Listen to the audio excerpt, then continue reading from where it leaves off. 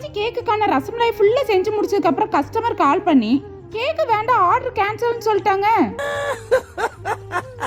Customer ஒருத்தங்க எனக்கு கால் பண்ணி 2 kgல ரசமலாய் கேக் ஒன்று வேணும், கேக்கு பிரைஸோட எக்ஸ்ட்ரா சார்ஜ் போடனாலும் போட்டுக்கோங்க சிஸ்டர், நானும் கேக்ல ரசமலாய் நிறைய இருக்கணும்னு கேட்டிருந்தாங்க. கண்டிப்பா சிஸ்டர் சூப்பரா ரெடி பண்ணி தந்துடுறேன்னு சொல்லிட்டு 2 kg கேக்குங்கிறதால ரசமலாய் நிறைய தேவை இருக்குமேனு ஒரு நாளைக்கு முன்னாடியே கேக்குக்கு வேண்டிய ரசமலாய் ஃபுல்லா ப்ரிப்பேர் பண்ணி வச்சுட்டேன். ஆனா கஸ்டமர் அன்னைக்கு நைட்டு கால் பண்ணி சிஸ்டர் கேக் எதுவும் ரெடி பண்ணிடாதீங்க, நாங்க வெளியூருக்கு போய் பர்த்டே செலிப்ரேட் பண்ணலாம்னு முடிவெடுத்திருக்கோம்னு சொல்லிட்டாங்க.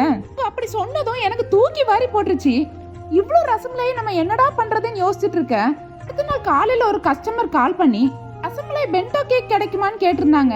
சரி யானை பொரி தான் இல்லைனாலும் சோள பொரியாவது கிடைக்குதுன்னு சொல்லிட்டு ஓகேன்னு சொல்லிட்டேன். நான் கவலைப்பட்டது கடவுளுக்கு கேட்டுச்சோ இல்லையோ ஒரு கஸ்டமருக்கு கேட்டிருக்கும் போல. தேடியில இன்னொரு கஸ்டமர் கால் பண்ணி எனக்கு 1 kg ரசமலாய் கேக்கும் உங்களோட ஃப்ரெண்டுக்காக ரசமலாய் ட்ரீம் கேக்கும் ஆர்டர் கொடுத்துருந்தாங்க.